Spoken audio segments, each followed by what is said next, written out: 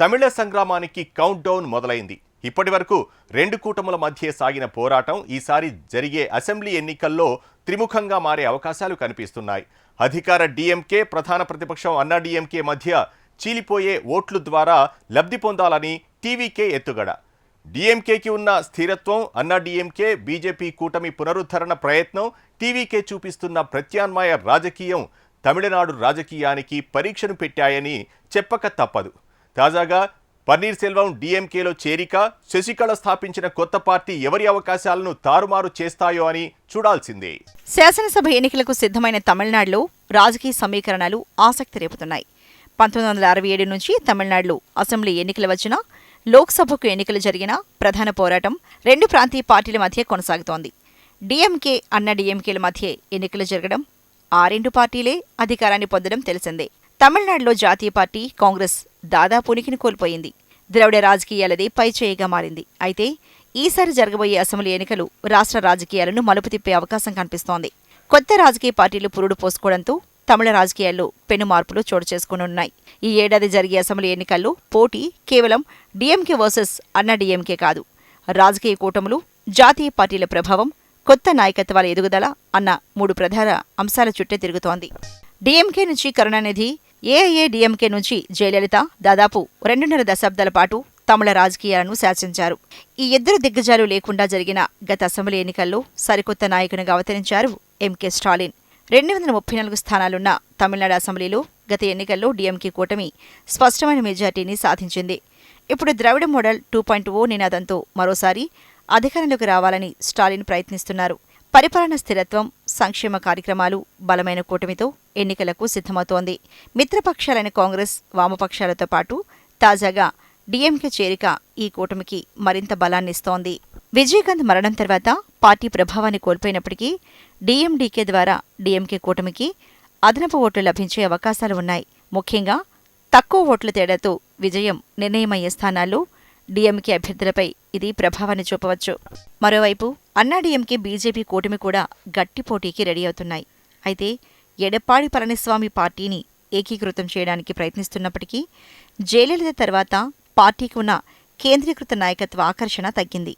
ఈ నేపథ్యంలో బీజేపీతో పొత్తు ఎన్నికల సమీకరణాల్లో కీలక పాత్ర పోషించనుంది.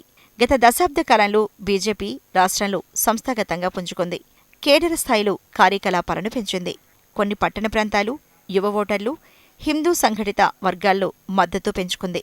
బీజేపీకి అసెంబ్లీలో పరిమిత ప్రాతినిధ్యం ఉన్నప్పటికీ కూటమి రాజకీయాల్లో అది ముఖ్యమైన భాగస్వామిగా మారింది. ఒకవైపు కేంద్రంలో అధికారంలో ఉన్న పార్టీగా ఆర్థిక వనరులు, ప్రచార శక్తి, జాతీయ నాయకత్వ మద్దతు అన్నా డీఎంకే కూటమికి లభిస్తాయి. ఎన్నికల నిర్వహణ, డిజిటల్ ప్రచారం, కేడర్ మొబిలైజేషన్లో బీజేపీ సహకారం కూటమికి ఉపయోగపడుతుంది. కాగా తమిళనాడులో బీజేపీని ఇంకా హిందీ బెల్ట్ పార్టీగానే భావించడం మైనస్గా చెప్తున్నారు. కాగా అన్నా డీఎంకే పార్టీ జయలలిత మరణం తర్వాత నాయకత్వ సమస్యను ఎదుర్కొంటోంది. ఇరువురు మాజీ ముఖ్యమంత్రులు ఓ పన్నీర్ సెల్వం, ఎడప్పాడి పళనిస్వామిల మధ్య నాయకత్వం కోసం జరిగిన పోరాటం పార్టీ అభిమానుల మధ్య చీలికకు దారితీసింది. పళనిస్వామి ఈ పోరాటంలో విజయాన్ని సాధించి పన్నీర్ సెల్వంను పార్టీ నుంచి బయటకు పంపేశారు. ఆ తర్వాత మళ్లీ తన మాతృ పార్టీలోకి చేరేందుకు ఆయన చేసిన ప్రయత్నం ఫలించలేదు. జయలలితకు అత్యంత నమ్మకస్తుడిగా గుర్తింపు పొందిన 3 సార్లు ముఖ్యమంత్రిగా పనిచేసిన పన్నీర్ సెల్వం ఇప్పుడు విధిలేని పరిస్థితుల్లో డీఎంకేలో చేరారు. రాజకీయ భవిష్యత్తును దృష్టిలో పెట్టుకుని ఆయన ఈ నిర్ణయం తీసుకున్నారని సన్నిహితులు చెప్తున్నారు. పళనిస్వామి అన్నా డీఎంకేలో అంతర్గత ప్రజాస్వామ్యాన్ని పూర్తిగా నాశనం చేశారని ధ్వజమెత్తారు పన్నీర్ సెల్వం. స్టాలిన్ మళ్లీ ముఖ్యమంత్రి కావాలని కోరుకుంటున్నట్లు తెలిపారాయన. మరోవైపు కొత్తగా పురుడు పోసుకున్న వీకే శశికళ పార్టీ అన్నా డీఎంకేకు ఇబ్బందిగా మారింది. ఒకప్పుడు జయలలితకు సన్నిహితంగా ఉన్న శశికళ ఆమె మరణం తర్వాత అన్నా డీఎంకే పగ్గాలు చేపట్టారు. అయితే అవినీతి ఆరోపణలతో కొంతకాలం జైలుకు వెళ్లాల్సి వచ్చింది. ఈ సమయంలో పళనిస్వామి, పన్నీర్ సెల్వం శశికళను పార్టీ నుంచి తొలగించారు. జైలు నుంచి విడుదలయ్యాక తిరిగి అన్నా డీఎంకేలో చేరేందుకు చేసిన ప్రయత్నాలు ఫలించలేదు. ఈ నేపథ్యంలో ఆమె కొత్త రాజకీయ పార్టీని ప్రకటించారు. తాను పన్నీర్ సెల్వంను ముఖ్యమంత్రి చేస్తే తానే ద్రోహం చేశారని, జయలలిత మరణానికి తానే కారణమని దుష్ప్రచారం చేశారని కన్నీరు పెట్టుకున్నారామె. శశికళ తన పార్టీకి ఇంకా పేరు పెట్టుకున్నా అన్నా డీఎంకే ఓట్లకు గండిపడే అవకాశం కనిపిస్తోంది. కాగా శశికళ పార్టీని ఇన్స్టంట్ ఇడ్లీ సాంబార్ అంటూ కొట్టిపడేశారు ఆమె సమీప బంధువు టీటీవీ దినకరన్. తమిళనాట ఎన్డీఏ కూటమి గెలుస్తుందని ధీమాను వ్యక్తం చేశారు. ఈ పరిస్థితుల్లో సినీ నటుడు విజయ్ నేతృత్వంలోని తమిళగ వెట్రి కజగం టీవీకే తమిళ రాజకీయాలను మలుపు తిప్పుతుందని భావిస్తున్నారు. సంప్రదాయ ద్రవిడ పార్టీలకు ప్రత్యామ్నాయంగా యువత, పట్టణ మధ్యతరగతి వర్గాలను ఆకట్టుకునే ప్రయత్నం చేస్తున్నారు విజయ్. అయితే బలమైన పార్టీ నిర్మాణం లేకపోవడం ఆయనకు సవాల్గా మారింది. తాజా అసెంబ్లీ ఎన్నికలు ఆయన రాజకీయ భవిష్యత్తును నిర్ణయించే తొలి పరీక్షగా నిలవనున్నాయి. అయితే ఈసారి అసెంబ్లీ ఎన్నికలు తమిళనాట తొలిసారిగా త్రిముఖ పోటీగా మార్చేశాయి.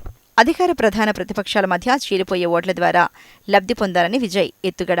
అందుకే రెండు కూటములకు తాను ప్రత్యామ్నాయంగా చెప్పుకుంటున్నారాయన. అధికారంలో ఉన్న డీఎంకే స్థిరత్వం, అన్నా డీఎంకే బీజేపీ కూటమి పునరుద్ధరణ ప్రయత్నం, టీవీకి చూపిస్తోన్న ప్రత్యామ్నాయ రాజకీయం తమిళనాడు రాజకీయానికి పరీక్షను పెట్టాయని చెప్పక తప్పదు.